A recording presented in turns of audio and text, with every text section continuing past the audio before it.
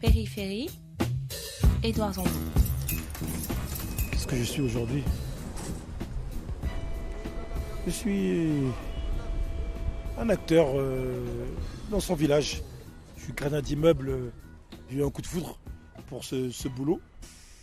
Et je me suis dit, tiens, ce serait pas mal de l'exercer parce que ça me rapproche des gens. Je reste un ancrage sur le quartier. Tu gagnes 1200 € par mois, mais tu as un logement de fonction dans ton village. Et surtout, quand ton travail est organisé, tu as du temps libre pour échanger. Mais mon métier ne me détermine pas parce que derrière, si je travaille 35 heures par semaine comme gardien, je crois que je fais 80 heures par semaine en tant qu'acteur associatif. En tant que, je sais pas, moi, je suis moitié chargé de mission, moitié éducateur spécialisé, moitié animateur social. Je suis père de famille. Je suis africain d'origine sénégalaise, musulman. Et un jeune Français issu des quartiers populaires du 19e. Je suis coach, j'entraîne des gamins, je suis producteur, je réalise des documentaires, je suis scénariste. Je fais partie des plus gros sociologues du 19e, c'est-à-dire de ceux qui connaissent ce quartier. Presque, j'abuse, mais ça mon vieux. Et je me dis, bon, c'est ça, être un spécialiste, c'est que tu vis ton espace, tu le connais, tu es capable de dire, en posant tel type d'initiative à tel endroit, vous allez avoir un conflit. Qu'est-ce que je suis? Je suis un type qui essaie de faire le plus de choses possibles par rapport au temps qui m'est imparti, quoi. Voilà. Ça va, Sébina? La pêche? Ça va, mon vieux? Ici, sur le 19e, on est en QPV, donc en quartier politique de la ville. Moi, j'y suis depuis... donc j'ai 38 ans, j'y suis depuis 38 ans. Je suis né côté Place des Fêtes, donc un peu plus haut. Et je suis arrivé sur ce secteur en 89. Je vivais dans des conditions hyper précaires, dans un logement de 50 mètres carrés. On était à 9 dedans, dans une zone un peu sombre. Et en 2010, dans le cadre de mes fonctions de gardien, je suis venu côté Cambrai, donc sur la cité Michelet. J'habite aujourd'hui dans le quartier qui a toujours été ennemi du quartier dans lequel j'ai grandi. Donc moi je suis de Riquet-Cambrai, voilà, ça fait près de 20 ans qu'il y a un conflit entre les deux quartiers, donc c'est une rue qui nous sépare. Et ça fait un peu l'idée East Coast, West Coast à l'américaine, Blood Crips. Personne ne sait vraiment comment est-ce que ça a commencé. Heureusement que la circulation des armes est interdite en France. Heureusement qu'il n'y a pas de gang derrière. Heureusement qu'il n'y a pas de questions financières. Parce que... merci. On serait pas à 6 morts, mais peut-être à une trentaine de morts aujourd'hui. Si on avait été... dans une autre dynamique, quoi. Voilà. Quand on parle politique de la ville, quartier politique de la ville, QPV, on pense globalement au-delà du périph'. Vous, là, dans ce quartier-là, 19e, vous vous sentez une communauté de destin avec les grands ensembles qu'on a l'habitude de voir sur ces questions-là? Quand je me retrouve à Sarcelles, par exemple, sur une réunion de travail que je suis, ou à Grigny, moi je vois pas vraiment la différence entre ce qui se passe chez eux et ce qui se passe chez moi. Je vois pas vraiment la différence, si ce n'est que géographiquement, on n'est pas sur les mêmes styles de territoire. Mais Cambrai, c'est une cité de Grigny ou d'Argenteuil. Quand on regarde les 18 grandes tours, quand on regarde l'enclavement qui est à l'intérieur, tu sens tout de suite cette atmosphère que tu vas retrouver assez facilement en banlieue. Nous vivons les mêmes problématiques et donc on doit faire ensemble et on n'a pas le choix. Pourquoi? Parce que si on a échoué à notre niveau, et sur la question du faire ensemble, eh ben, aujourd'hui la répercussion et l'impact sur nos jeunes, c'est qu'ils ne se connaissent pas, puisque les grands ne montrent pas qu'ils se connaissent, alors ils font encore moins ensemble, mais encore pire.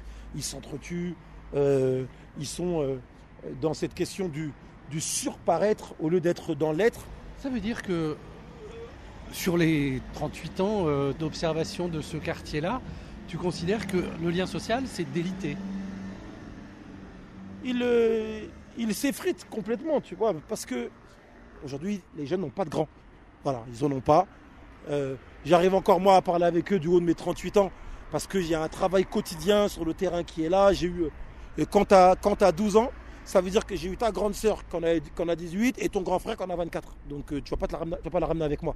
Par contre, Si jamais j'étais inconnu, ni du grand frère, ni de la grande sœur, le petit, tu vois, il va me regarder, bon, effectivement, comme un grand si j'ai une activité, mais pas plus. Je te prends l'exemple du collège Méliès. On va passer d'abord tout à l'heure là-bas.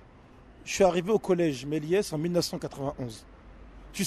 Dans ma classe, c'était normal, il y avait Chinois, Juifs, Français, des Maghrébins, des Africains. Et j'ai été surveillant dans ce même collège en 2006, 7 et 8, je crois. Déjà, il n'y avait plus un seul jeune juif qui était dans ce collège. Je me dis, mais où vont les gens et qu'est-ce qui fait que les gens déscolarisent leurs gosses et tout. Et quand j'ai commencé à poser la question, en fait, ce n'était pas que la communauté dite française autochtone ou la communauté juive, c'est aussi des Maghrébins qui en ont les moyens, des Africains qui en ont les moyens et qui sortent leurs enfants.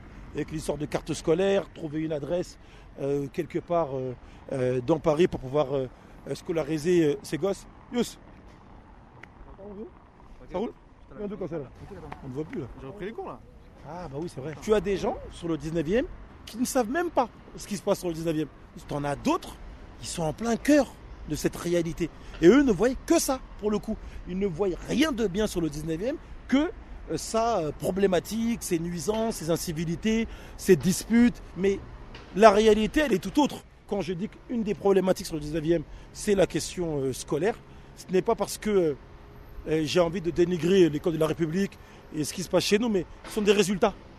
Quand on dit que l'école crée de la discrimination dans son sein, c'est pas Bakary Sako qui la ramène et qui fait son intéressant, mais tu as des gamins qui vivent leur première discrimination à l'école. C'est pas compliqué. Ils ont un stage obligatoire à faire d'une semaine à peu près ou de 3 semaines, et tu vois qui arrive à avoir un stage et qui n'arrive pas. Qui a un bon stage et qui a un stage pourri. Voilà, mais ils ont 14 ans. Et c'est pas moi. C'est pas moi qui leur dis oui, c'est une France raciste, discriminante et tout. Moi, je suis dans mon coin. Et ils passent au bureau, je les vois au gymnase. Alors ton stage, j'ai pas trouvé, j'en ai marre. Finalement, je suis à Monoprix et ils rangent des boîtes de conserve pour un stage de découverte. Mais bon, il y a des choses qui ne se font pas vraiment. Et les gens finissent par penser qu'il vaut mettre dans notre soi. Même les structures associatives se communautarisent. Périphérie. Périphérie.fr. Ça, c'est un de nos bureaux. C'est là 99 en fait. On a fait un espace un peu média ici, donc je vais voir un peu. Et l'ancien chargé de développement local du bailleur qui est propriétaire de cet espace, je lui dis voilà, j'aimerais bien au lieu que chaque asso se prenne la tête à avoir son local, ça serait bien d'essayer de me trouver un espace dans lequel vous avez qui n'est pas exploité et je mets en place un projet où on peut se mutualiser à l'intérieur, tu vois. Et l'idée c'est de faire des ateliers d'écriture. Beaucoup. Donc, tu veux écrire un documentaire, long métrage, court métrage, ça se passera là. Et en bas,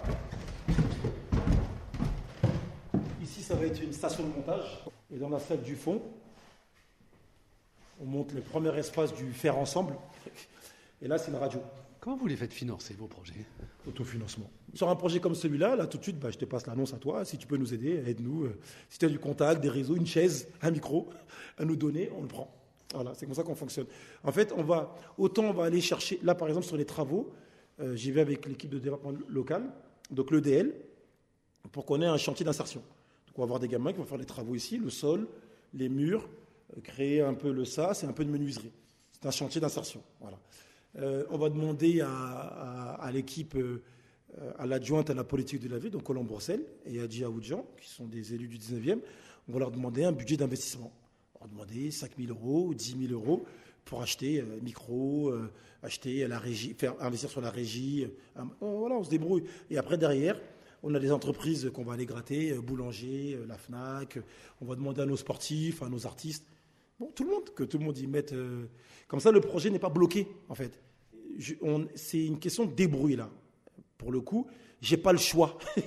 Je suis obligé. Si je veux ne pas entrer dans les cases des subventions institutionnelles, répondre à tel appel à projet en tant que bénévole, déjà j'aurai pas le temps, en plus je sais pas faire et ça va être compliqué si on me donne pas. Pour le coup, je suis un peu ce Robinson Crusoe, je suis sur mon île et il faut survivre. Ça veut dire, Bakary Sako, que selon vous, il faut arrêter d'aller chercher de l'argent public pour faire des projets dans les quartiers politiques de la ville? Non, surtout pas. Il faut continuer. Moi, je ne demande pas, mais si je demande, je rentre dans les cases. Et quand je ne demande pas, c'est parce que je n'ai pas envie de rentrer dans ces cases-là. Quand je demande, c'est parce que je suis prêt à rentrer dans les cases. Exemple, il y a le FIPD, je crois, c'est un appel à projet de la politique de la ville ou de la préfecture, enfin un truc de l'État. Et c'est sur la question projet entre population et la police. C'est très bien, j'ai un projet de long métrage entre les jeunes et la police. Coécriture de scénario. Alors je réponds. Donc c'est très bien. Mais si je réponds exceptionnellement à cet appel à projet, c'est parce qu'il rentre dans les cases. Il y a vraiment des officiers de police, de la PJ, du Quai des Orfèvres, des militaires de carrière, qui vont venir au bureau, d'ailleurs ici, au 99, et on va coécrire un scénario avec des gamins, enfin des jeunes, qui certains ont été en prison, d'autres jamais, d'autres qui habitent les quartiers, d'autres qui n'y habitent pas, mais on va coécrire une histoire qui valorise autant les jeunes que les services du ministère de l'Intérieur. Donc voilà, ça c'est financement public. J'ai pas de problème avec ça. Non, au contraire, moi j'encourage et je pense qu'il faut aller chercher les financements là où ils sont, mais il ne faut pas faire tout et n'importe quoi. Voilà. C'est mon village, c'est un village. Parce que le village, c'est quoi comme espace? Tu vois, c'est des gens qui vivent entre eux depuis X années, qui ont le contrôle et la maîtrise de l'espace, qui ont une vraie vue d'ensemble. Et moi, je ne suis pas juste un locataire d'un logement sur le 19e. Je vis l'espace, genre ça va? Je le vis, je suis là tout le temps, je m'intéresse à ce qui se passe. Mon surnom sur le 19e, c'est The Mayor, le maire. Ça les gars, quand vous voulez, appelez-moi. Périphérie. Vous êtes nombreux là. Ça va, ça roule? Là, c'est les stars du gymnase là. Ça va? On va faire un petit tour rapide là.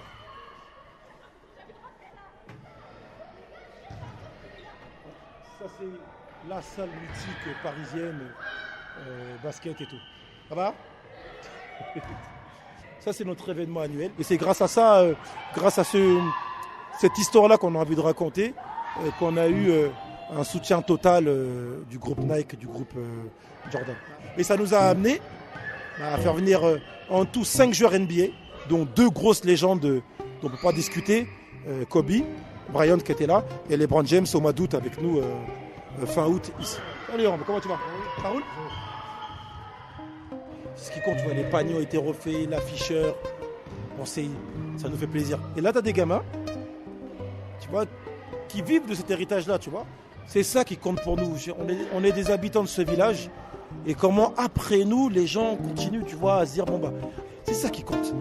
Voilà, qu'il y ait une histoire, quoi. C'est ça la France, l'histoire de France. D'ailleurs, c'est des grands débats, ça, l'histoire de France. Bien, pas bien. Et qui étions-nous hier? Que sommes-nous devenus aujourd'hui? Est-ce qu'on est dans la perte de ce patrimoine, oui ou non? Et c'est ce que je veux pour le 19e aussi, moi. On se dise, voilà, au niveau local, qu'est-ce qu'on laisse comme histoire? On construit, on rénove. C'est bien, tu as construit un immeuble, c'est magnifique. Mais après, derrière, il faut que les gens vivent.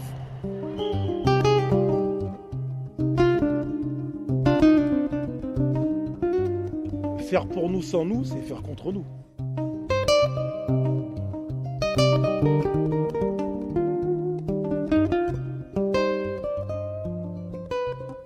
Périphérie.fr